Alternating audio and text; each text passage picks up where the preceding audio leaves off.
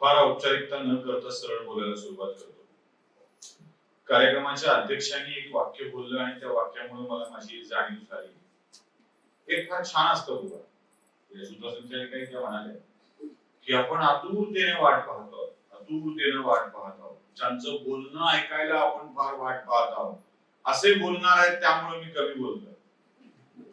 मला एक गोष्ट लक्षात आली आहे की शेवटचं भाषण करणाऱ्याची बहुतेक सगळे आतुरतेने वाट पाहत असतात, कारण ते भाषण शेवटचं असतं. हे झालं की संपलं.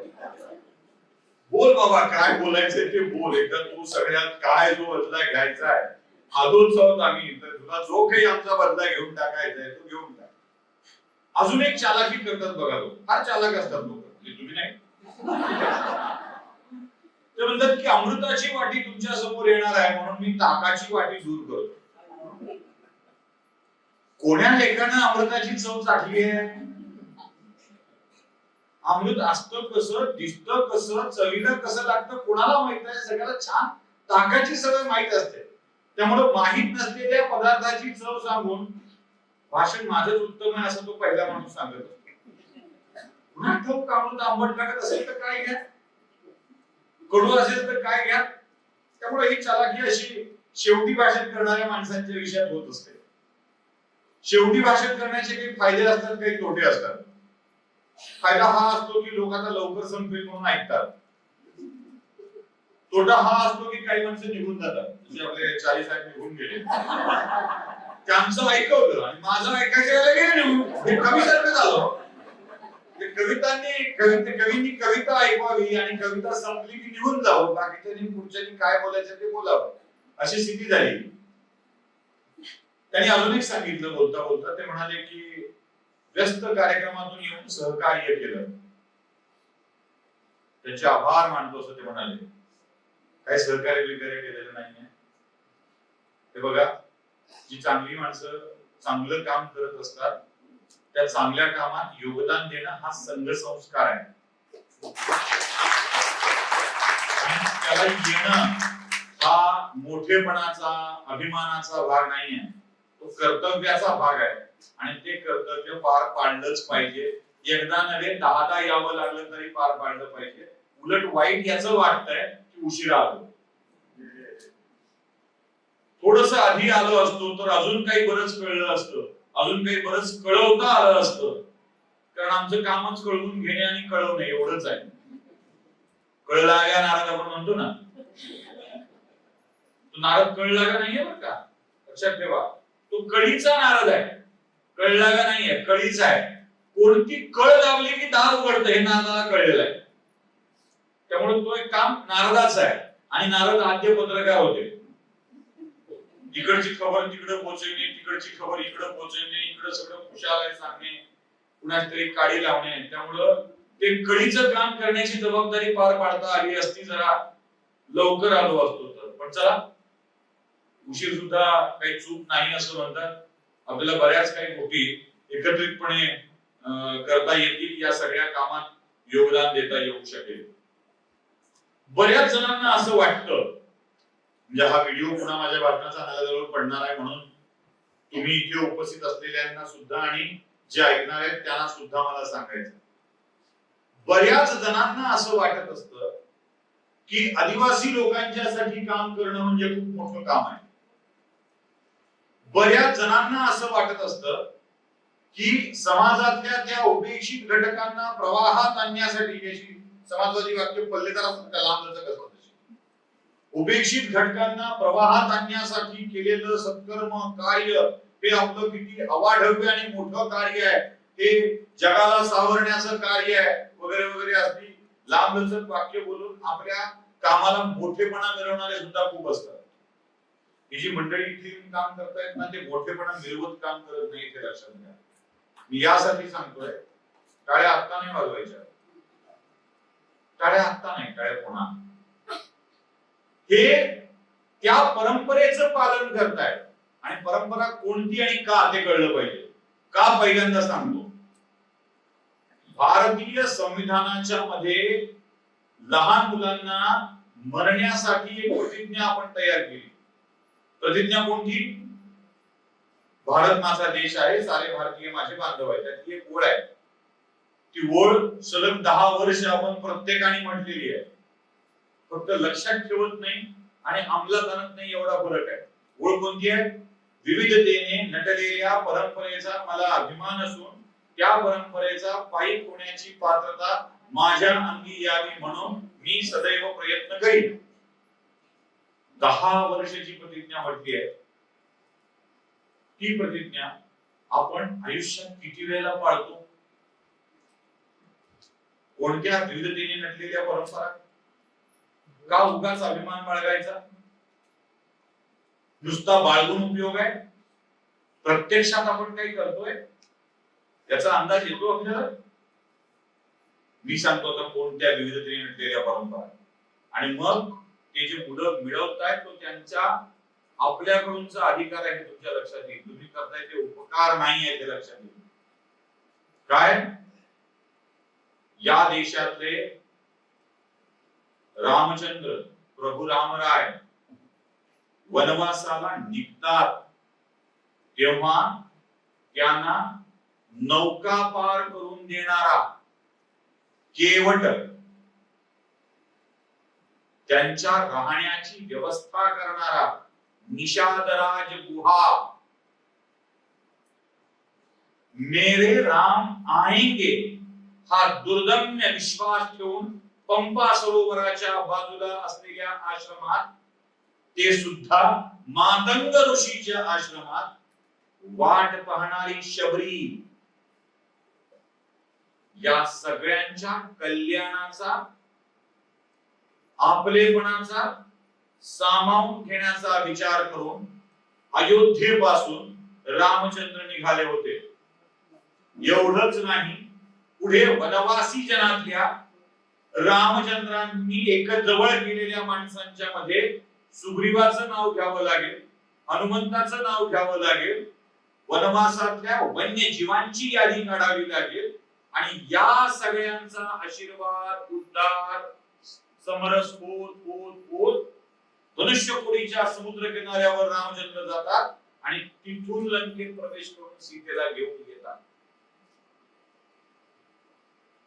आमच्या आराध्याच्या बायकोला सोडून आणण्यासाठी ज्यांनी ज्यांनी प्रभू रामचंद्रांना सहकार्य केलं, त्या परंपरेचा अभिमान मला आहे आणि त्याचा पायी होण्याची पात्रता माझ्या अंगी यावी म्हणून मी सदैव प्रयत्न करीन. ही प्रतिज्ञा लक्षात ठेवली पाहिजे.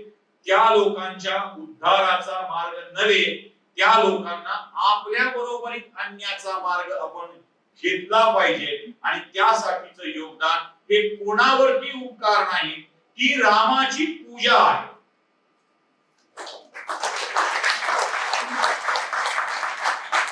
अयोध्येत रामाची प्रतिष्ठापना झाली, जितके आपण आनंदलो ना, तितके रामाच्या प्रत्येक अनुयायाला, प्रत्येक भक्ताला सुखी करताना आपण पुढे आलं पाहिजे आणि त्यासाठी आपलं योगदान दिलं पाहिजे, तरच रामाची प्रतिष्ठापना खरी होईल, हे लक्षात ठेवा.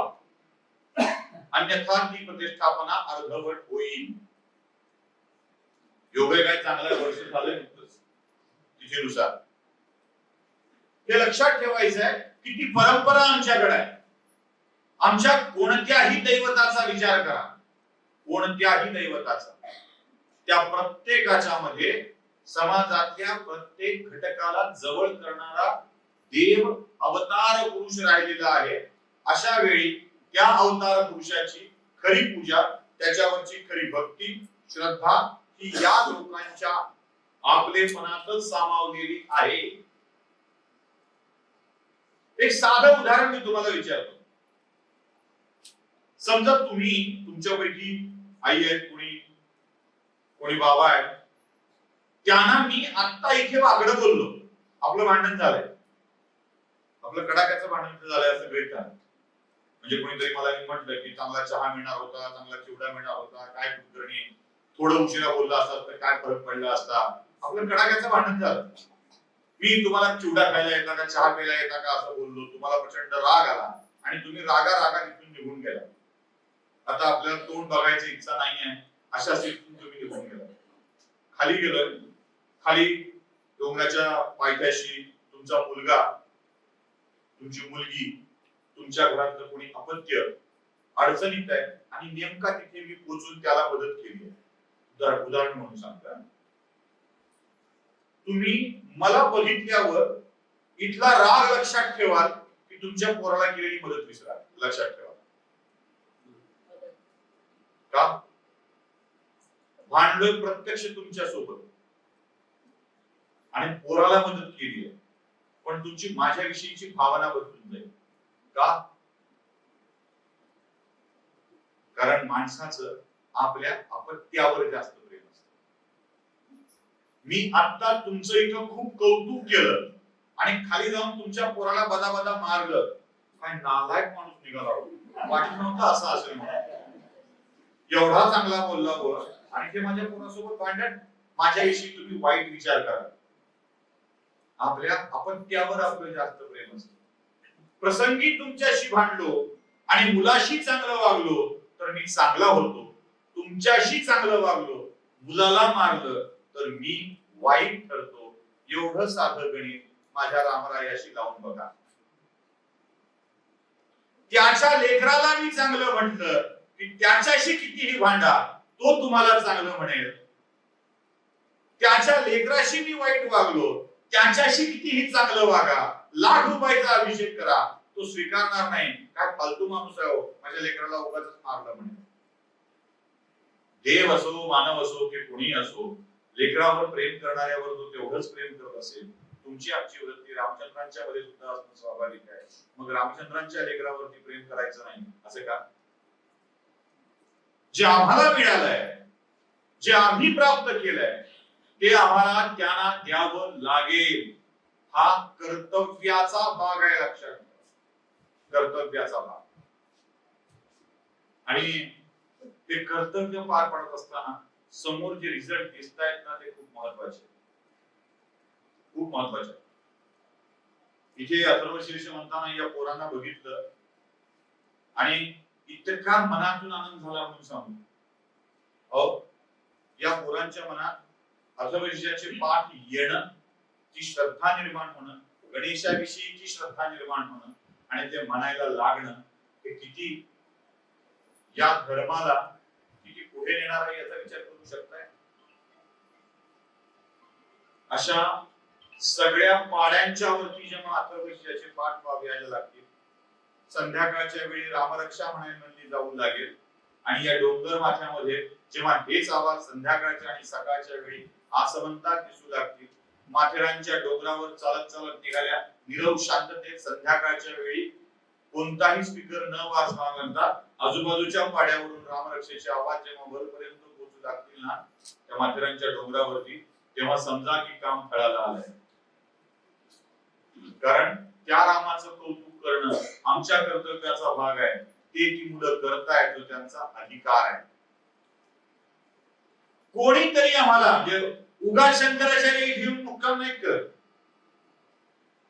उगाच करत नाही म्हणजे शंकराचार्यांना पॉझिटिव्ह एनर्जी दिसत असते, कळत असते. त्या वाईट नसतात, त्या कळल्या की ते थांबतात, नाही थांबत नाही. आमचा प्रॉब्लेम असा आहे की आम्ही आमच्याच वाईट घेऊन एवढ्या फिरत असतो की आम्ही आमच्याच पॅरामीटर मध्ये पुढच्याची कामं बोलत असतो.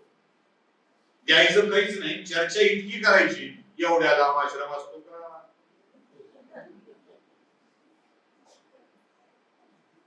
42 वर्ष. आता ते समोरचे तर थरथरायला लागले बोलता बोलता. मला आश्चर्य असं वाटतं की 42 वर्ष काम केल्यावर सुद्धा त्या माणसांच्या मध्ये अजून उत्साह आहे. होगा कुछ तो होगा. शबरी आणि हे काय फरक नाही. आएंगे, राम आएंगे. आम्हाला कर्ण अर्जुन मध्ये ती लक्षात राहते. आएंगे, कर्ण अर्जुन आएंगे. तिचं कौतुक काही वाटतं, पण राम आएंगे म्हणणारी शबरी किती लक्षात राहत नाही. खरं तर ते मात्र शबरीतूनच घेतलेलं आहे. इतका दुर्दम्य विश्वास ना, तसे यांना अजून विश्वास आहे. 75 पार झाले. 100चा विचार केला तर उरले फक्त 25. तरीही त्यांना असं वाटतंय की होईल, हे चांगलं होईल. हे चांगलं होईल का वाटते माहिती आहे? कारण आता हॉल भरू लागलाय, 12-15 ऍडमिशन होऊ लागली, कारण आता लोकांच्या मध्ये बदल दिसू लागलाय. कारण पाड्यावरती आता खरूज नावाचा आजार दिसत नाही. 30-30 वर्ष मेहनत करावी लागली, तेव्हा कुठे लोक अवेअर झाले. आणि ही का करावी लागेल हे तुम्हाला माहित आहे? देव बिव जरा बाजूला ठेवू, ही जर मेहनत घेतली नाही ना तर पाड्यावर सगळे अधिकची चिन्ह लागतील आणि तेव्हा आपल्याला कळेल हे तर आपले होते, हे तर आपले होते. मग काय झालं, कसे गेले माहित नाही, कसे गेले. आजही सांगतो, आजही पाड्यावर दिवाळीच्या फराळाचं साहित्य पोहोचविणे ही त्यांची दिवाळी गोड व्हावी म्हणून नसेल कदाचित. दिवाळी आहे हे त्यांना कळावं म्हणून पोहोचवणं आवश्यक आहे. दिवाळी साजरी केली पाहिजे असं त्यांना वाटावं म्हणून केलं पाहिजे. दिवाळी खालच्या गावातल्या लोकांच्या घरात नवे कपडे, चांगले चांगले पदार्थ असतात आणि दिवाळी साजरी केल्याचा आनंद काही वेगळाच असतो हे त्यांनाही कळणं आवश्यक आहे म्हणून केलं पाहिजे. खायला मिळत नाही म्हणून नाही, अजिबात नाही. आणि तसा विचार कोणाच्या डोक्यात असेल तर काढून टाका. आता सूत्रसंचालिका बोलताना म्हणाल्या प्रत्येक कार्यक्रमाचं आपण दीप प्रज्वलन का करतो माहित आहे? का करतो त्यांनी काय सांगितलं? दिव्याच्या वातीत सगळीकडून कसं लखलखीत स्वच्छ दिसतं, त्या अर्धसत्य बोलल्या. दिव्याच्या प्रकाशात सगळीकडचं कसं लखलखीत स्वच्छ दिसतं खरं असलं तरी बुडाखाली मात्र काय चाललंय कळत नाही, तिथे अंधार असतो. तरीही दिव्याची पूजा का करायची माहित आहे?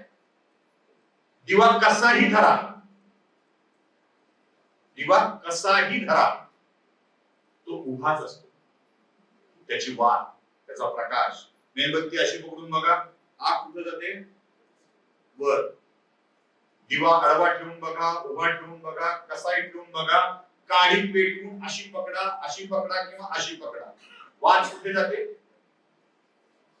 वर. तो दिवा आपल्याला नेहमी वरच्या प्रकाशाकडे घेऊन जातो. म्हणून श्री सुक्तात सुद्धा हिरण्य वर्णाम हरिणीं सुवर्ण रजतस्मयाम म्हटलंय. वर जाणाऱ्या दिव्याला आपण नमस्कार करून निरोप द्यायचा आहे. हे वरच्या सगळ्या देवतांना सांग की समृद्धी माझ्याकडे येऊ. म्हणून दिवा लावायचा असतो, म्हणून दिवाळी साजरी करायची असते, म्हणून दीप पूजन करायचं असतं. अंधार तर सूर्य नाहीसा करणारच आहे आणि तुमच्यात ती हिंमत नाही अंधार बिंधार दूर करायची. देवाला अंधार केल्यावर तुमच्यात ती हिंमत नाहीच आहे दूर करण्याची. म्हणून तर वरच्या लाईटला बघा सोलार एनर्जी म्हणतात, ती त्याचीच किंमत आहे, तुमची नाही. दिवा लावून एवढंच करायचंय की आता वरच्या दिशेने प्रवास सुरू करायचा आहे, विकासाच्या दिशेने प्रवास सुरू करायचा आहे, याचं भान आम्हाला असणं आवश्यक. आणि आम्ही ते ठेवलं पाहिजे म्हणून या सामाजिक कार्यात सहभागी झालं पाहिजे. सामाजिक कार्यात सहभागी होणे ही फॅशन नव्हे. कुठल्या तरी व्यासपीठावर येऊन कौतुकाची भाषणं कुणीतरी करावी आणि मग एखादा पुरस्कार वगैरे मिळावा असं करायचं असेल तर कृपया सामाजिक कार्यात येऊ नका, अजिबात येऊ नका. एक भावना मनात असली पाहिजे की ज्या शबरीने माझ्या रामचंद्रांना बोरवलेली होती आणि त्यातलं एकही आंबट लागू नये म्हणून खाऊन दिली होती, त्या शबरीच्या कुळातील सगळ्याच माणसांचा उद्धार करण्याची जबाबदारी माझ्यावर आहे. कारण ती शबरी माझ्या रामरायाची निस्सीम भक्त होती. असं वाटत नाही आम्हाला कधी देवाने आमच्यावरती काही जबाबदारी दिली आहे का? दिलंय आम्हाला देवानं आमच्या गरजेपेक्षा अधिकच. बर किती द्यावं लागणार आहे? किती द्यावं लागणार आहे? मी एक गंमत सांगत असतो, परिवारात असेल आहे म्हणूनच सांगतो.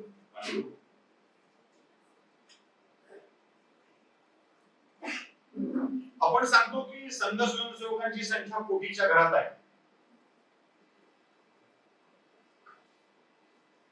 ते सोडून देऊ. संघ संपर्कित अशा संस्था ज्या कर्मचारी काम करतात अशांची संख्या किती असेल? हजारात नाही, लाखात आहे. लाखात. म्हणजे मी ज्या लातूर जिल्ह्यातून येतो त्या लातूर जिल्ह्यात भारतीय शिक्षण प्रसारक मंडळाच्या संस्था, विवेकानंद रुग्णालय किंवा तिथे असलेल्या वेगवेगळ्या जनता सहकारी बँकेच्या शाखा यांच्या कर्मचाऱ्यांची संख्या काढल्यावरती निघाली 5000. अशी संख्या आपण इंटू 30 करू, फक्त 35 नको, 5 त्रिक 15 किती झाली? 1.5 लाख. म्हणजे 1.5 लाख परिवाराशी थेट भाकरी देऊन संघ जोडलेला आहे. महाराष्ट्रातल्या तमाम तरुण भारतच्या आवृत्तीचा खप किती?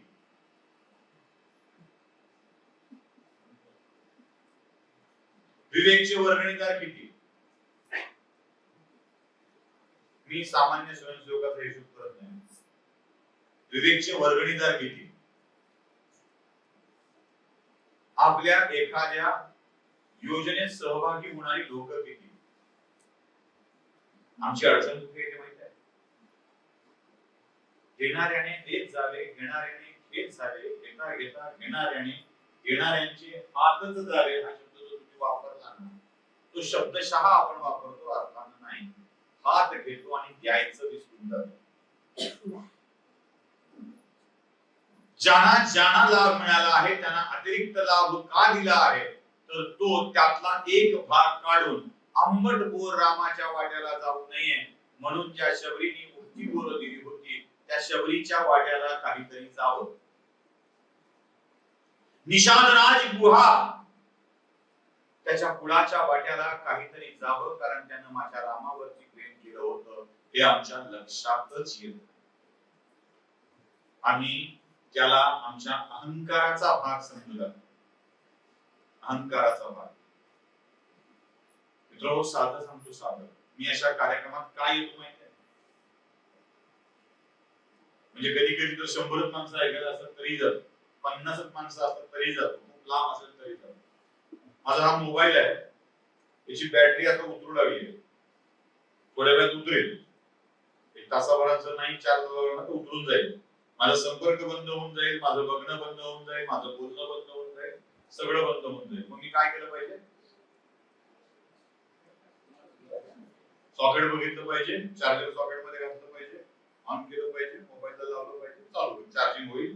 मग अर्धा तास चार्ज झालं की माझा अख्खा दिवस पुढचा पुन्हा मोबाईलवर बोलला की मोकळा. मी जी गाडी घेऊन आलोय त्या गाडीतलं इंधन संपत आलंय, खाली उतरेपर्यंतच आहे, मी मुंबईत जाऊ शकणार नाहीये. मी काय केलं पाहिजे? जवळचा पेट्रोल पंप बघितला पाहिजे, त्यात जाऊन इंधन टाकलं पाहिजे, मग गाडी पुढच्या प्रवासाला मोकळी. हवा उतरत चालली आहे, पटकन जाऊन पंपावरच फुकटची का होईना हवा भरून घेतली पाहिजे, मग माझी गाडी चालू शकेल. अशी सेवा केंद्र ही आपल्या आयुष्यातील ऊर्जा भरणारी केंद्र असतात. आयुष्यात लो फील वाटायला लागलं, अरे काय आपल्या आयुष्यात थोडंच नाही असं वाटायला लागलं की दिवसभर इथे यावं, बसावं, आपल्या जेवणाचा भार त्यांच्यावर टाकावा, सगळा आश्रम फिरावा आणि ठरवावं की अरे आपल्याला लो फील व्हायला काय धाड भरली आहे? ज्यांच्या आयुष्यात 42 वर्ष काम करताना कधीच लो फील झालं नाही, रस्ता नव्हता, खिशात दगड ठेवून जीपच्या मागे ही माणसं चालायची, कारण निसटली जीप तर खाली जायला नको म्हणून पटकन टायरच्या खाली दगड ठेवावा लागायचा आणि ते सामान आणून मित माणसं काम करायची. 42 वर्ष ज्या माणसांना लो फील झालं नाही, तिथे 42 मिनिटांमध्ये मी कशाला लो फील करून घ्यावं? ऊर्जा भारित करणे याला म्हणतात. मोबाईल चार्ज करून घ्यावा, गाडीत इंधन भरून घ्यावं.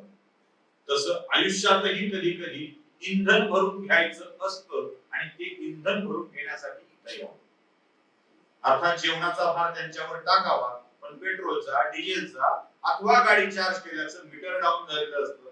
जेवढा पैसा होतो तेवढा द्यावा, मग जावं. फुकटचं चार्जिंग स्टेशन नाहीये, कारण चार्जिंग स्टेशन चाललं पाहिजे, पुन्हा डिझेल पेट्रोल दुसरीकडून आणता आलं पाहिजे आणि ते भरता आलं पाहिजे. जेवढा चार्जिंगचा दर आहे ना तेवढा द्यावा. आयुष्यात अशा सेवा कार्याच्या ठिकाणी स्वतःला चार्ज करायला आपण येऊ शकत असू ना, तिच्या इतकी मजा कुठे नाही. या सातवीतल्या पोराला 92% पडल्याचं कोण कौतुक असं तुम्हाला वाटत असेल ना? आमच्या बाजूला तर 99% वाला आहे. या पोराने ITI केल्याचं फार तुम्हाला कौतुक वाटत नसेल. मला वाटतं, मला काय वाटतं माहिती आहे? अहो, ITI म्हणजे काय हे ज्याला माहितच नव्हतं, मशीन म्हणजे काय ज्याला माहित नव्हतं, मशीन म्हणजे काय यांनाही माहित नाही आणि खाली असणाऱ्या पोरांनाही माहित नाही. मशीन ते वेगळा शब्द वापरतात की आपली मशीन आहे. मराठवाड्याचा शब्द आहे, इकडच्या लोकांना कळणार. विचारा सांगतील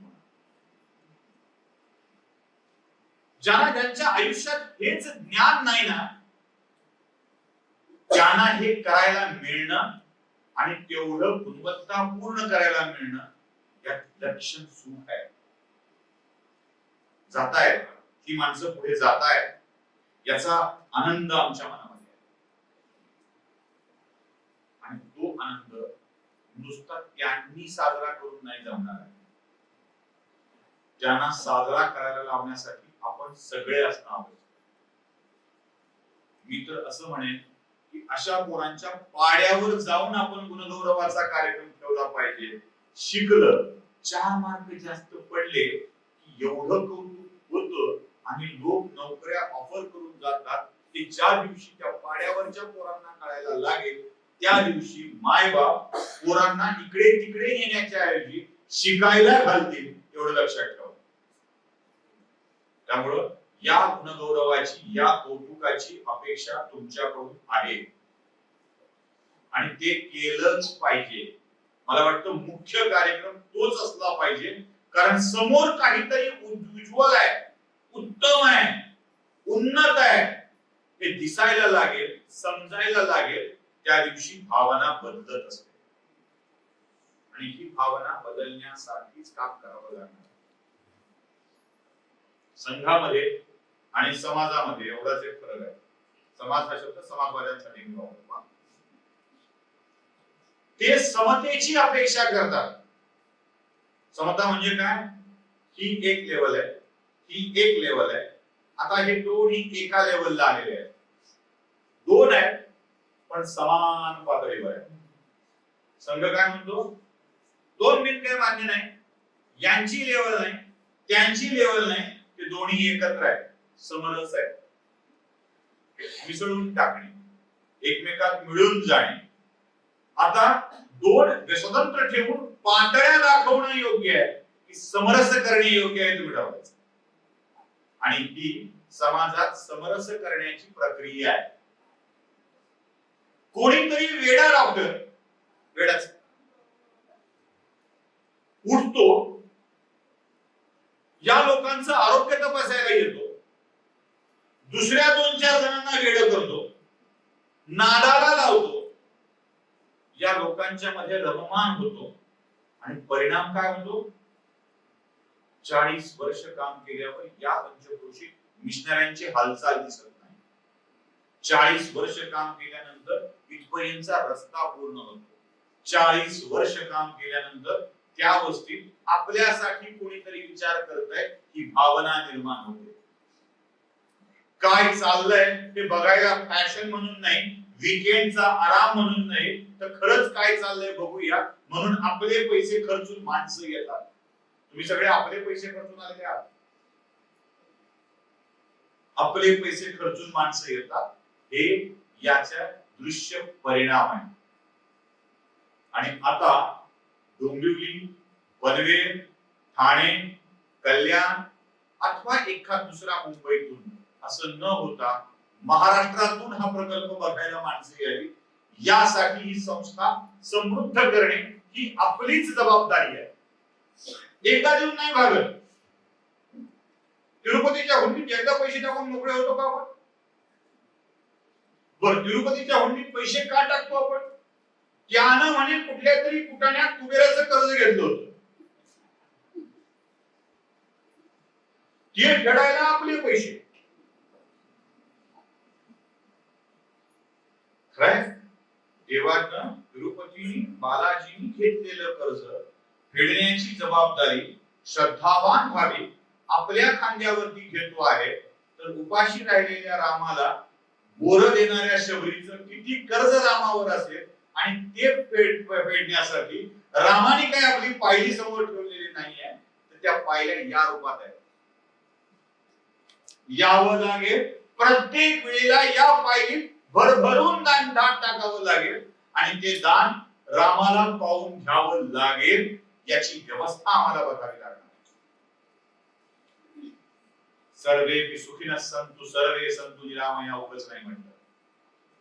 LIC जीवन बीमा, त्याच्या समोर एक असा हात आहे, त्या हाताच्या मागणीला आहे योगक्षेमं वहाम्यहं. म्हणजे काय, या जगाचं योगक्षेम वाहण्याची जबाबदारी आमच्यावरती आहे, असं ते पण म्हणतात आणि आपण पण म्हणतो.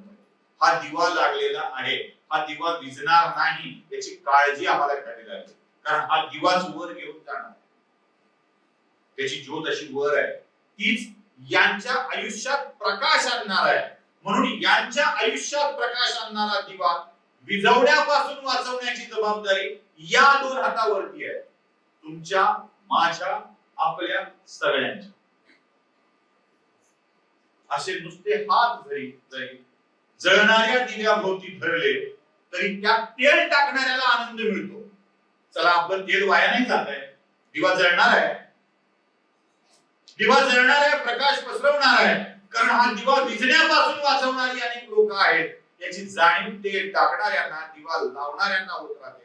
तेल टाकणं चालू राहतं, दिवा लावणं चालू राहतं, प्रकाश पसरत राहतो. आपलं काम आहे वादळात दिवा विझणार नाही याची काळजी घेणं,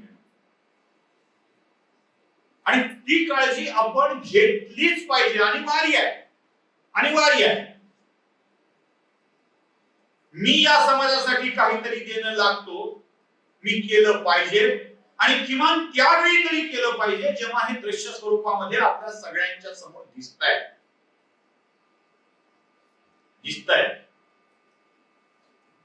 त्यामुळे या गोष्टी पूर्ण करणे ही आपली जबाबदारी आहे.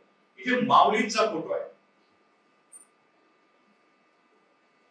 जगातली दोनच पुरुष अशी आहेत ज्यांना बाई पण मिळाले, आणि म्हणून पिक्चर आलाय बाई पण भारी देवा. दोनच पुरुष आहेत, बाई पण मिळाली, दोनच पुरुष आहेत. एक तो कटीवर हात ठेवून उभा असलेला काळ्या, विठू माऊली तू माऊली जगाची, आणि दुसरा वयाच्या 16व्या वर्षी जगाला ज्ञान देणारा हा ज्ञान. या दोघांनाच माऊली म्हणतात. का म्हणतात माहितीये माऊली? हे काही बाईचा वेश मागून गेले नाही, यांनी कधी स्कर्ट साडी घालून फोटो सेशन केलं नाही, यांच्या उदरातून कधी लेकरू जन्माला आलं नाही, तरीही यांना बाई का म्हणतात? आणि बाई नुसतं नाही, माऊली का म्हणतात? माऊली म्हणण्याचं कारण माऊलींच्याच पसायदानातून आपल्याला कळेल. माऊलींच्याच पसायदानातून. पसायदानाची पहिली ओळ कोणती राहते तुम्हाला माहिती आहे? पोरांपैकी मी सांगू शकेल? कोण सांगेल? पोरांच्या पैकी मोठ्याने कोणतरी सांगा. पसायदानाची पहिली ओळ कोणती? आता विश्वास नके देवे. अजिबात नाही, अजिबात नाही. पसायदानाची पहिली ओळ, पसायदानाची पहिली ओळ आपण ज्याला समजतो ती काय लक्षात घ्या, ती आता विश्वात्मके देवे. माऊली देवाला शुभ करून हाक मारतायत. हे देवा, ए इकडे बघ, मी आहे, मी ज्ञानेश्वर विठ्ठलबंत कुलकर्णी. आता एवढं सगळं काम केलंय, ते म्हणले कोणतं काम केलंय? हे काय म्हणले? सगळं लिहून ठेवलंय, ज्ञानेश्वरी लिहिली, भावार्थ दीपिका ज्याला म्हणायचे ते, बाकी सगळं एवढा मोठा ग्रंथसंभाग लिहून ठेवला, एवढे अभंग लिहून ठेवले, एवढ्या ओव्या लिहून ठेवल्या, सगळं लिहून ठेवलंय. तू खुश आहेस ना? हो, मी खुश आहे. आता विश्वात्मके देवे, येणे वाक्यज्ञ दोष आहे, या माझ्या वाक्यज्ञाने तू समाधानी व्हायस का? देव म्हणला हो आहे. मग आता ऐक म्हणले, मागतो दोषोनी मत द्यावे पसाय दाने. आता ऐक, मी काय मागतोय ते ऐक. आणि पहिली ओळ काय मागितली? जे खळांची व्यंकटी सांडे, ज्याला म्हणतात आई. तुम्हाला दोन लेकर आहेत, एक हुशार आहे, एक चांगला आहे, अभ्यास खूप चांगला करतो, मार्क फार चांगलं घेतो, आईला त्या हुशार लेकराची काळजी नाही वाटत, बंडखोर लेकराची जास्त काळजी वाटते. ह्याचं कसं होईल, त्याचं सगळं ठीक आहे, हेच जरा आगाव आहे, यालाच काही नाही जमत. एक तर कमजोर, एक तर बंडखोर, एक तर नालायक, तिघच असावं लागतं, तेव्हा आईचं जास्त प्रेम मिळतं. तेव्हा हुशार लेकरांनी लक्षात घ्यावं, निसर्गतः काहीतरी कमी असलेल्या आपल्या बाळाच्या पोटी आईची भावना चांगली असते आणि ती म्हणते याचं नीट व्हावं रे, याचं नीट व्हावं, बाकी काही नाही, म्हणजे मी मरायला मोकळी. माऊली काय वेगळं बोलता, जे खळांची व्यंकटी सांगतो, चांगल्या लोकांसाठी काहीच नाही मागितलं. एवढा मोठा वागयज्ञ केलाय आणि एवढ्या मोठ्या वागयज्ञानंतर देवा तू माझ्यावर प्रसन्न आहेस ना, आणि जर प्रसन्न आहेस तर मला काय देशील, जे खळांची व्यंकटी सांडो तया सत्कर्मी नदी वाढो. या दुष्टांचा दुष्टपणा जाऊ दे, वाईटांचं वाईट पण गळून जाऊ दे, चांगल्याला काही चांगलं कर असं आधी म्हणलेच नाही. एका आईसारखं वागले माऊली, आपल्या कमजोर लेकराला बळ मिळावं, आपलं अशक्त लेकरू सशक्त व्हावं, आपलं वाईट लेकरू चांगलं व्हावं, त्याचं वाईट पण गळून जावं, हे माऊली मागत होते, हे ज्ञानेश्वर मागत होते. आणि ज्ञानेश्वर हे मागत होते तेव्हा सगळं जग त्यांना माऊली माऊली म्हणत होतं, कारण ते आई झाले होते. जगाचा उद्धार करायचा असेल तर ती आईच करू शकते, बाप नव्हे. त्यामुळे तुम्हाला माऊलींच्या सारखं माऊली व्हावं लागेल. आणि या लेकरांना चांगलं करण्यासाठी ज्यांच्या आयुष्यात काही कमी आहे त्यांच्यासाठी काहीतरी करावं लागेल. मग या जगाची माऊली म्हणेल आता मी मोकळा झालो रे. कारण देवाने सहस्त्र हाताने तुम्हाला दिलंय, ते दिलंय त्या लेकरांसाठी काहीतरी करायचं. देव तुमच्या रूपाने आहे. आपण म्हणतो ना अहम ब्रह्मास्मी, देव चराचरात व्यापलाय, सगळ्या ठिकाणी व्यापलाय, तुमच्यात आहे, माझ्यात आहे, सगळ्यात आहे.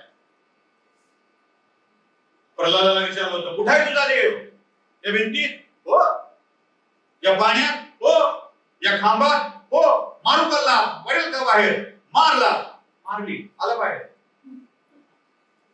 फाडला त्याला. तो चराचरात व्यापलाय, सगळ्यात व्यापलाय असं असेल तर तो आपल्यातही आहे. मग आपल्यातल्या देवाने आपल्याच भल्यासाठी त्यांच्यातल्या देवाला मदत करायला काय हरकत आहे. एकाच वर्णाचे झालो ना. देव तुमच्यात आहे, देव त्यांच्यात आहे, देव माझ्यात आहे, देव सगळ्यात आहे. जो देव तुमच्यात आहे तोच देव माझ्यात आहे. आपल्या सगळ्यांच्या मध्ये एक अंश असेल तर आपण वेगळे कसे, आपण सगळे समरस झालं पाहिजे हे लक्षात. इथे पातळी राहत नाही देवाची. ते कोणते बाप आहे, कृपा आणि शुरू हो गई है, चटनी के साथ लाल, जो समोसे के साथ लाल चटनी खाते हुए हरी चटनी खाते. जी महाराज लाल खाना, लाल खाना शुरू करतो, हरी खाना शुरू करतो, कृपा आणि शुरू होते. लोक तिथे आपलं लाईव्ह टेलिकास्ट करून बघत बसतात. ही चटणी खायला कृपा आणणारे महाराज आपल्याकडे आहे. त्याला श्रद्धा नाही म्हणत. श्रद्धा ती आहे जी त्यांच्या तुम्हाला समरस करते. आपल्यातल्या एका अंशाला वर करण्यासाठीचे प्रयत्न सुरू करा. कृपा आणि शुरू हो जाए.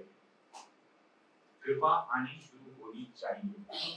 आणि ती देवाने केव्हा सुरू केली, तुम्हाला सक्षम करून, तुमच्या ताकद देऊन. आणि लक्षात घ्या, माझा हिंदू धर्म, माझा हिंदू धर्म, त्यातली प्रत्येक कर्म, त्यातली प्रत्येक पूजा, त्यातलं प्रत्येक पुराण, त्यातली प्रत्येक कथा, माझा देव, देवाचं अवतार कार्य मी जाणीवपूर्वक निक्षून खात्रीनं सांगतोय, याचा विवाद कुणीही करावा.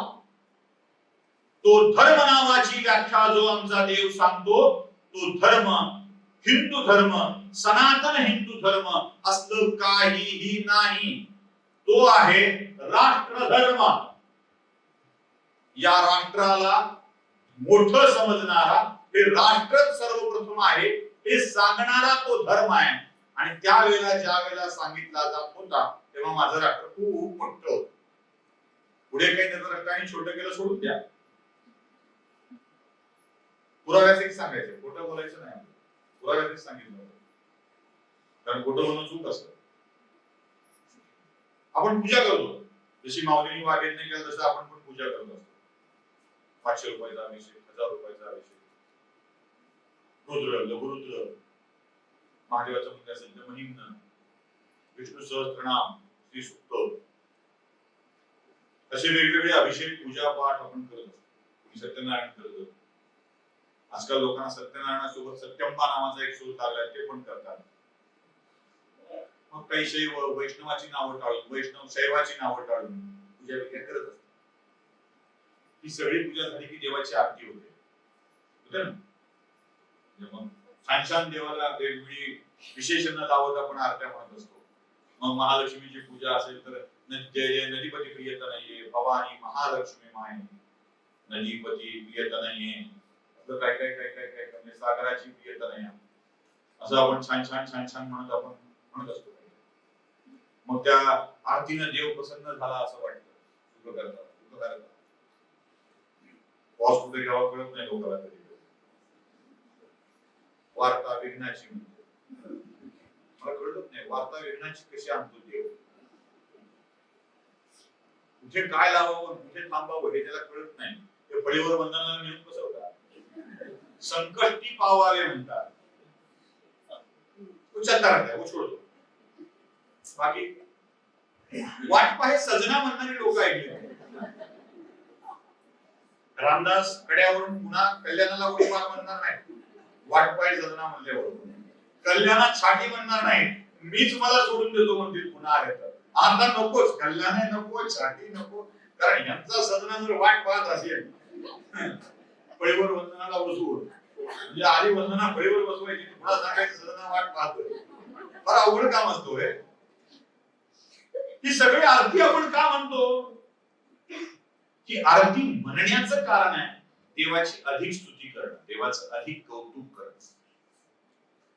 आणि या कौतुकाच्या नंतर प्रसन्न झालेल्या देवासमोर आपण हातात अक्षता घेऊन उभे असतो. आणि मग काय म्हणायला सुरुवात करतो? मंत्र पुष्पांजली. ही मंत्र पुष्पांजली म्हणून देवावर अक्षता टाकाव्यात असं अपेक्षित असतं. देवाला असं नसतं, आपण टाकतो. देवाला अक्षता अर्पण कराव्यात असं अपेक्षित असतं. अर्पण करतानाचा हात असा असावा, असाच कोंजळी अक्षता पकडाव्या आणि मग एकदा का सगळी संपली की असं करून अर्पण करावं, हात जोडून नमस्कार करावा, हे अपेक्षित आहे. ही मंत्र पुष्पांजली काय आहे? म्हणजे असं वाटू शकतं अनेकांना मंत्र पुष्पांजली म्हणजे काय आहे, तर मंत्रांनी अक्षतांना अभिमंत्रित करावं आणि त्या पवित्र झालेल्या तांदळाच्या कणांना घराघरात टाकून द्यावं, म्हणजे आपलं घर धनधान्यांना समृद्ध राहील. असंच आहे ना? तसंच आहे ना? अजिबात नाही. चांगली विधिवत पूजा करून प्रसन्न झालेल्या देवाला अधिक कौतुक केल्यानंतर, अधिक कौतुक कसं, आपले लेकरं कशी आई वडिलांना मस्का मारतात, मग खुश झाल्यावर काहीतरी बाहेर जायला पैसे मागतात, तसं देवाचं कौतुक करून झालंय, आरती म्हणून मस्का मारून झालाय, देव आता प्रचंड खुश झालाय, वा वा म्हणलाय, तांबूल बिंबूल भक्षण केलंय, देवाने रक्ततेची ढेकर दिली आहे, मस्त नैवेद्याचं ताट संपवलंय, साठून लक्ष केलंय, तांबूल खात बोल पाय पडले देवाने. आणि ते मग मंत्र पुष्पांजली सुरू आहे. त्यावेळेला आपण मागतोय, हे देवा, सभासदांच्या या दरबारात तुझ्या समोर मी मागणी करतोय, समुद्रापासून पर्वतापर्यंत पसरलेलं माझं राज्य आणि माझा राजा, याच्या मंगलाची मी कामना करतो आहे. हे राज्य, आसेत हिमाचल असलेलं हे राज्य परार्ध वर्षापर्यंत सुरक्षित राहू दे, ही मागणी तुझ्या समोर मागतो आहे. तेव्हा एवढंच दे. नाही राखलं सगळं लफडं करून मागायचं काय, तर राजा आणि राज्य नीट राहू दे. आहे ना राखलं? पूजा कोणतीही करा, मागायचं तेच जे देवाला द्यावंच लागेल आणि आपल्या सगळ्याच्या हिताचं आहे. आपल्या हिताचं काय?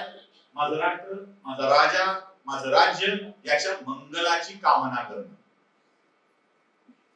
मसंग दुसरं काय सांगतो? तेच तर सांगतो, राष्ट्राय स्वाहा इदं राष्ट्राय इदं नमः. सगळ्या पूजांचा हाच अर्थ असेल तर मग आम्ही त्या पूजा करून राष्ट्राच्या कल्याणासाठीच्या आमच्या संविधान टाकतो आहोत, त्या यज्ञाच्या मध्ये समर्पित करतो आहोत का, याचा विचार करण्याची गरज आहे. हे राष्ट्र उभं करणं, उभं राहणं ही आपली जबाबदारी आहे, हे लक्षात घ्या. एक छोटस उदाहरण तुम्हाला सांगतो. आपण करतो काय, आपण पोथीवादी कशा होते लक्षात घ्या. सत्यनारायण सगळे करतो, सगळेच करतो. सत्यनारायणात काय सांगितलंय? 2 माणसाच्या कथा. एक कोण? साधुवाणी. दुसरा कोण? राजा. वाणी काय करतो? खोटं बोलतो.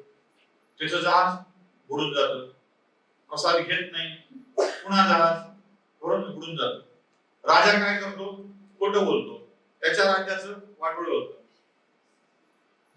सत्यनारायणाच्या कथेमध्ये स्कंदपुराणातली स्कंदपुराणातल्या रेवाखंडातली ही कथा, ज्या कथामध्ये एक साधं सरळ सूत्र दिलंय, राजाने कसं वागलं पाहिजे, व्यापाऱ्यांनी कसं वागलं पाहिजे. ही कथा काही देवाची पूजा नाही आहे. देवघरासमोर बसून सत्यनारायण वाचला म्हणजे आयुष्याचं कल्याण होतं असं अजिबात समजू नका. केळ घातलेला शिरा किंवा दही घातलेले केळ एकदा असं करून घेतलं पुन्हा असं केलं की आयुष्याचं कल्याण झालं असं समजू नका. सत्यनारायणाचं तीर्थ घेतल्याने डोक्याला हात पुसल्यावर डोके केस काळे होत नाही असा काही नियम नाहीये. त्याला कलपच लावावा लागतो. माझ्या अनुभवावरून सांगतोय, तुमचा एक होत असेल. त्यांनी फार कथा ऐकल्यात असं नाही, मी फार कथा ऐकल्यात असं नाही. त्याची जादू ही कल्पातलीच आहे. स्वतःच काळ करून घ्यावं लागतं डोकं.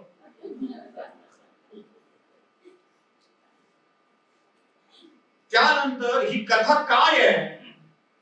ही कथा एक सूचक संदेश आहे, खूप छान सूचक संदेश. स्कंद म्हणजे विनाश. हे महादेवाच्या एका पुत्राचं नाव आहे स्कंद. कार्तिकेयाचं अजून एक नाव आहे स्कंद. त्या कार्तिकेयाच्या स्कंद पुराणातल्या शेवटच्या खंडातली कथा, 13व्या खंडातली, विनाश खंडातल्या शेवटच्या खंडातली ही कथा. त्याने काय सांगितलं? आपल्या हाताने आपलं वाटोळं करून घेऊ नका. हे जणांनी कथा एकच सांगते. काय सांगते? खोटं बोलायचं नाही. तुझ्या जहाजात काय आहे? पानं फुलं भरली तथा सारी पानं. खोटं बोलला जहाज बुडालं. आपण सहज शब्द वापरतो. त्याची नौका बुडाली. का बुडते नौका? नीट चालवली नाही म्हणून. नौकेला छिद्र पडलं तर, किंवा ती पुण्या खंडावर जाऊन आदळली तर. सत्यनारायणाच्या कथेतलं काय महत्वाची गोष्ट असेल? सत्य, सातत्य, सचोटी आणि संयम. व्यापाऱ्यालाही आवश्यक आहे आणि राजालाही आवश्यक आहे. सत्य, सातत्य, सचोटी आणि संयम. राजा व्यापारी सोडतील तर नौका बुडाली, पकडतील तर नौका तरली. ठीक आहे, ज्या दोन ठीक काय. देवानं असं नौकेला धरलं होतं दुरीनं बांधून. खोटा बोलला का? डुबो. चांगलं बोललं का? घेऊ. काही न भिजता वापस. असं नाही. तुम्ही जसे वागाल तसे त्याचे परिणाम दिसायला लागतील. राजाने नीटच वागलं पाहिजे, सत्याने कारभार केला पाहिजे, की राजाला मार्गदर्शन करणारी ती एक कथा. आम्ही बापुड्यांनी अत्यंत श्रद्धेनं कथा श्रवण करून केळ्याचे केळ खाऊन त्याचा प्रसाद खाऊन आम्ही समजलं की ते ऐकलं म्हणजे आयुष्याचं कल्याण झालं. ऐकलं म्हणजे आयुष्याचं कल्याण नाही, अंमलात आणलं तर आयुष्याचं कल्याण. कसं वागायला हवं हे छोट्या छोट्या कथांच्या माध्यमातून सांगतात ती आमची पुराण. रामायणातल्या एका कथेचा संदर्भ देतो. आता मी उत्तरार्धाकडे घेतो.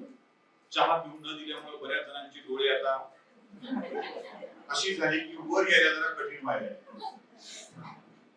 त्यामुळं शेवटच्या भागाकडे येतो. असं नको व्हायला की माझं भाषण संपलंय, उठा आता. मग सर्वांनी आनंदाने भाषण ऐकून तांबूल वचन करून घरी गेले. असं असं असं नको व्हायला म्हणून प्रभू रामचंद्रांच्या आयुष्यातली कथा आहे.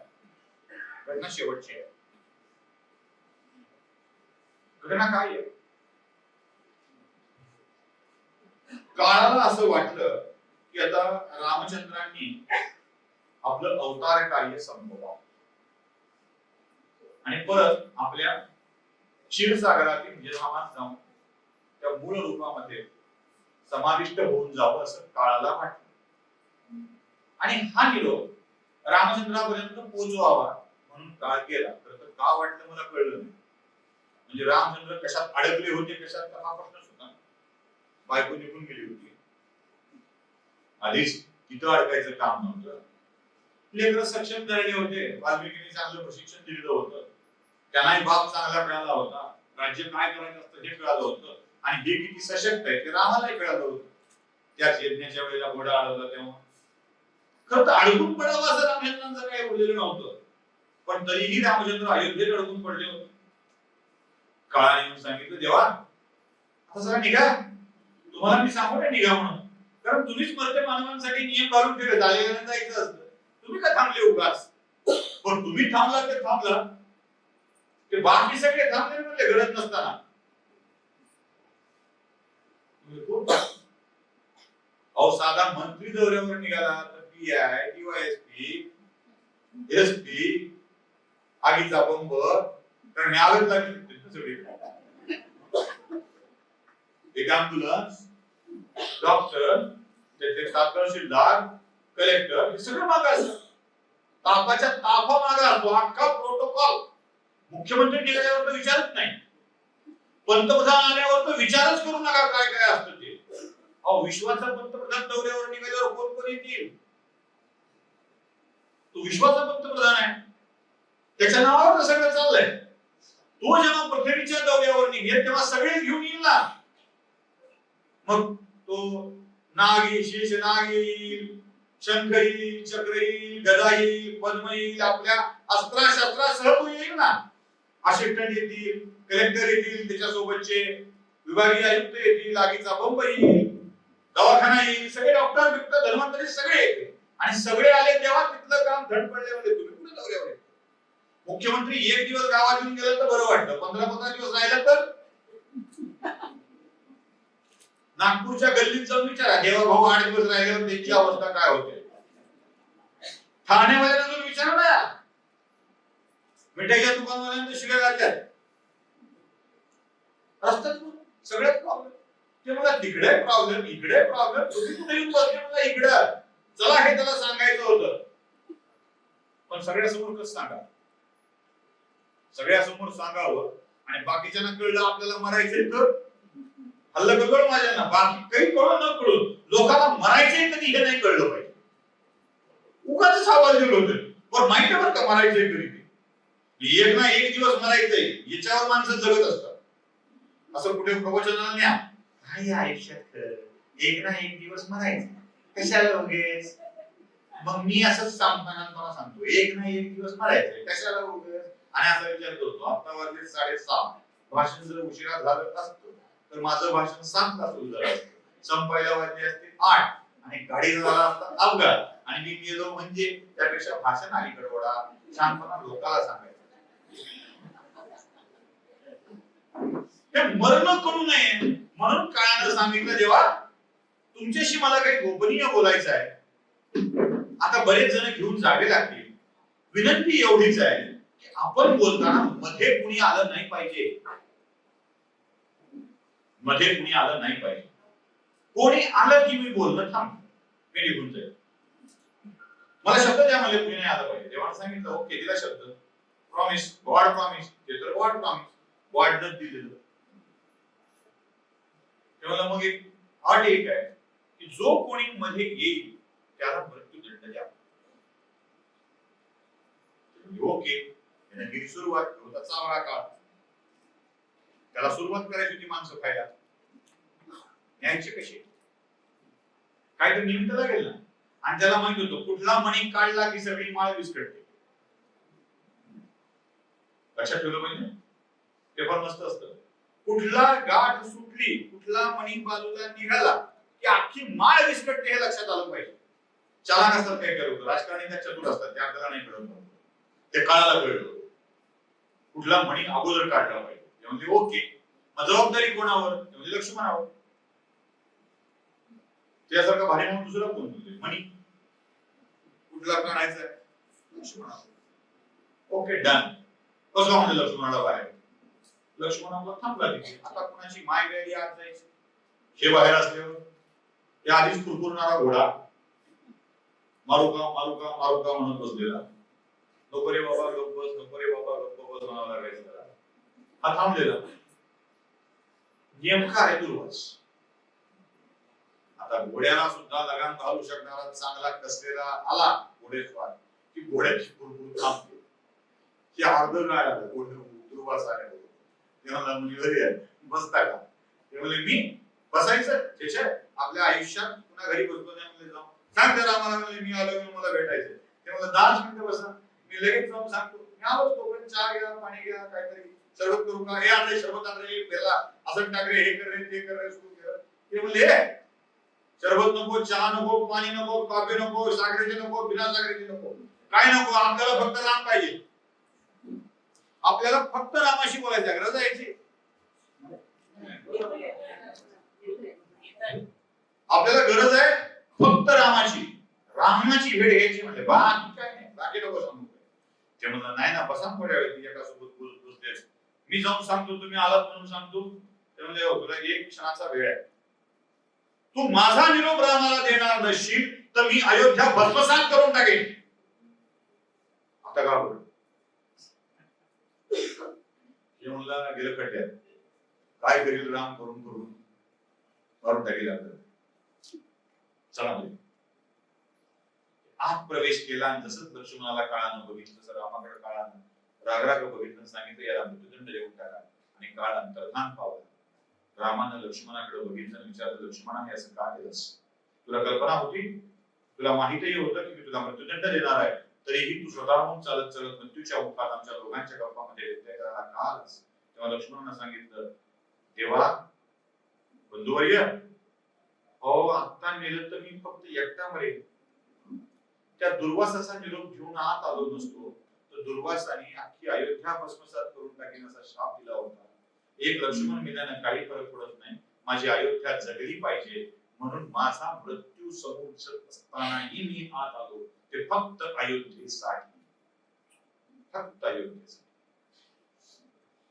लक्ष्मणानं ते वाक्य उच्चारल्याबरोबर लक्ष्मणाच्या खांद्यावर रामाने हात ठेवला आणि सांगितलं कळलं लक्ष्मण? कळलं मी असा का वागलो ते? लक्ष्मणाचे डोळे पाणावलेले होते. रामासमोर असा हात जोडून उभा होता. म्हणाला देवा कळलंय सगळं मला. कळलंय सगळं. तू विचारायचास ना बायकोला वनवासात का सोडणारास? तू विचारायचास ना की अशी वल्कल धारण करून का निघालास? तू विचारायचास ना की मुलांना जवळ का केलं नाहीस? मी असा निष्ठुरपणे का वागलो? कारण मी पिताराम नव्हतो, मी पतिराम नव्हतो, मी बंधुराम नव्हतो, मी होतो फक्त राजा राम. आणि मी जे वागलो तोच होता राजधर्म. राज्य वाचविण्यासाठी जे जे करता येईल ते ते करावे हे करणारा रामच खरा राजा होता. म्हणून राम आदर्श राजा होता. आमच्या चरित्रातली सगळीच पुरुष हाच राजधर्म आम्हाला शिकवतात. मथुरेवरती वारंवार आक्रमण होऊ लागल्यावर राजधानीच बदलून नवी राजधानी करणारा आणि द्वारका वसविणारा कृष्ण राजधर्म निभावत होता. माझ्या अस्तित्वामुळे मथुरेला त्रास होता कामा नये म्हणून गावच वेगळं बसवलं. हाच तो राजधर्म. हाच तो राष्ट्र धर्म. आणि राष्ट्र काय किंवा राज्य काय हे तेव्हाच उदयाला येतं जेव्हा त्या राष्ट्रातल्या प्रत्येक नागरिकाला त्याचा ऊर्जित काळ आला आहे असं वाटू लागतं. मी या सधन आणि संपन्न राष्ट्राचा नागरिक आहे अशी त्याच्या मनात जाणीव येऊ लागते. त्याला सुरक्षित वाटू लागतं. तो असतो राष्ट्रधर्म. भगवान श्रीकृष्णांनी सांगितलेला राष्ट्रधर्म, रामचंद्रांनी सांगितलेला राष्ट्रधर्म आम्हाला त्यांचे भक्त म्हणून पुढे न्यावा लागेल. आणि या शेवटच्या स्तरापर्यंतच्या घटकाला पुन्हा एकदा त्या वैभवाच्या पर्यंत घेऊन जाण्यासाठी आपल्याला जावं लागेल. संघाच्या प्रार्थनेतला शेवटची ओळ, त्याच्या आधीची ओळ कोणती आहे? परम वैभवम नेतुमेतत् स्वराष्ट्रम. या स्वराष्ट्राला परम वैभवाकडे न्यायचं असेल तर या राष्ट्रातल्या सामान्य माणसाला सुद्धा त्या परम वैभवाच्या पर्यंत घेऊन जावं लागेल. आणि ती जबाबदारी तुमच्या, आमच्या, आपल्यावरती, सगळ्यावरती आहे. आणि हे काम करण्यासाठी खूप छोटी छोटी पावलं आपल्याला उचलावी लागतील. या संस्था उभा कराव्या लागतील. अशा कितीतरी, या एका नव्हे अशा कितीतरी संस्थांना उभं करावं लागेल. तुम्ही सगळे मॉल मध्ये जाता आणि मॉल मध्ये गेल्यावर 1, 2, 4, 5, 10 वस्तू घेऊन येतात. प्रत्येक वेळेला अनावश्यक वस्तूंची संख्या आपल्याकडे खूप असते. जाऊ दे 100-500 रुपये गेली आपण असं म्हणतो, जाऊ दे 100-500 गेली असं आपण म्हणतो, आणि महिने घरात पडून राहणाऱ्या वस्तू कधीतरी सांभाळतो. पण अशा ठिकाणी गेलेल्या वस्तू विकत घेताना गरज आहे का याची? आवश्यकता आहे का आपल्याला? नको, जाऊ दे असं सहज म्हणत असतो. इथं जास्वंदाचं तेल घेऊन जाताना मला किती गरज आहे यापेक्षा त्याचं उत्पादन चालू राहणं हे खूप गरजेचं आहे. हा विचार आपल्या मनामध्ये आला पाहिजे आणि ती खरेदी केली पाहिजे. दान, मदत ही नेहमी पैसे देऊन, पावत्या घेऊनच होते असं नाही. त्या खरेदीतून फार पैसे मिळतील असं नाही, पण त्या खरेदीतून काम करणाऱ्या माणसांच्या हातामध्ये 1000 हत्तीचं बळ येतं. मनामध्ये एक प्रचंड उमेद जागी होते. आपण करतोय ते लोकांना आवडतं आणि आपण ते केलं पाहिजे, अजून चांगलं केलं पाहिजे हे त्यांच्या मनात येतं आणि त्यांची काम करणारी हात अजून सशक्त होतात. हे सशक्त करणं आपल्याला एकदा नव्हे, दोनदा नव्हे, सतत सतत सतत करावं लागणार आहे. आणि ते करण्यासाठी पुन्हा पुन्हा ही अशी जबाबदारी आपल्याला पार पाडावी लागणार आहे. राज्याचे मुख्यमंत्री देवेंद्र फडणवीस म्हणतात, मी पुन्हा येईन, मी पुन्हा येईन, पुन्हा येईन. तसं कितीही वेळा सांगितलं तरीही हे पुन्हा पुन्हा सांगायचं असेल तर मी पुन्हा येईन आणि पुन्हा पुन्हा हेच सांगेन की आपल्याला हे उभं करायला हवं. नमस्कार.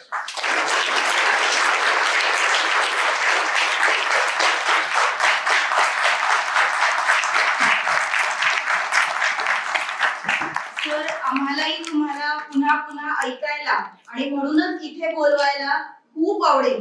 सरांसाठी खरोखर पुन्हा एकदा जोरदार टाळ्या होऊन जाऊ. त्यांनी आपल्याला छोट्या छोट्या गोष्टींमध्ये वेगळ्या दृष्टीने बघण्याचा आज मोठा दृष्टिकोन दिलेला आहे. आता वंदे मातरम होईल. नाही, आधी मला प्रश्न विचारूया. असेल काही डोक्यात विचारण्यासारखं तर विचारून प्रश्न म्हणजे आरोपीच्या पिंडात उभा करून नका विचारू. असं का बोललास असं नका म्हणू. काही असं वाटलंच बोलावं, सांगावं, काही सांगावं वाटत असेल, विचारावं वाटत असेल तर विचारू शकतो. नसेल तर मग पूर्ण वाचा. आता वंदे मातरम होईल, त्यासाठी सगळ्यांनी शेवटपर्यंत वंदे मातरम साठी उभं राहायचंय. मी इथे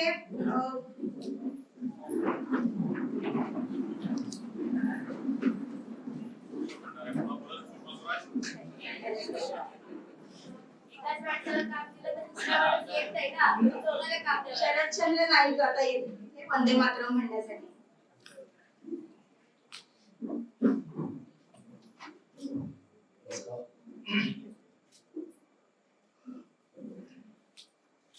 वंदे मातरम,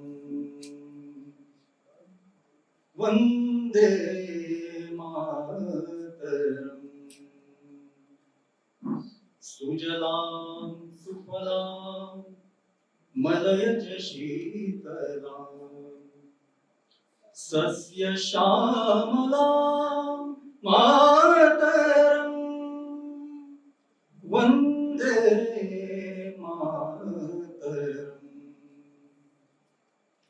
शुभ्रज्योत्स्नां पुलकितयामिनीं फुल्लकुसुमित द्रुमदल शोभिनी सुहासिनी सुमधुर भाषिणी सुखदां वरदां मातरं वन्दे मातरम्। कोटि कोटि कंठ कल कल निनाद करावे, कोटि कोटि भुजैर्धृत खर करवाले। के बोले तुम्ही अबले, बहुबल धारिणी नमामि तारिणी, रिपुदल वारिणी मातरं वन्दे मातरम्। तुम्ही विद्या तुम्ही धर्म तुम्ही हृदय तुम्ही मर्म, त्वं हि प्राण शरीर बाहुते तुम्ही मा शक्ती, हृदय तुम्ही मा भक्ती। ओमारै प्रतिमा गडी मंदिर मंदिर मातरं वन्दे मातरम्। त्वं हि दुर्गा दश प्रहरण धारिणी, कमला कमलदल विहारिणी, वाणी विद्या दायिनी। नमामि त्वां नमामि कमला, अमला अतुला सुजला सुफला मातरं, श्यामला सरला सुस्मिता भूषिता, भरणी धरणी मातरं वन्दे मातरं वन्दे मातरं वन्दे मातरम्। भारत माता की जय। होणार आहे, सगळ्यांनी भोजनाचा आस्वाद घेतल्याशिवाय जायचं नाहीये। मध्ये काही वेळ मिळतोय आपल्याला, तेव्हा तुम्ही स्टॉलला अवश्य भेट द्या, परिसर भ्रमंती देखील करू शकता।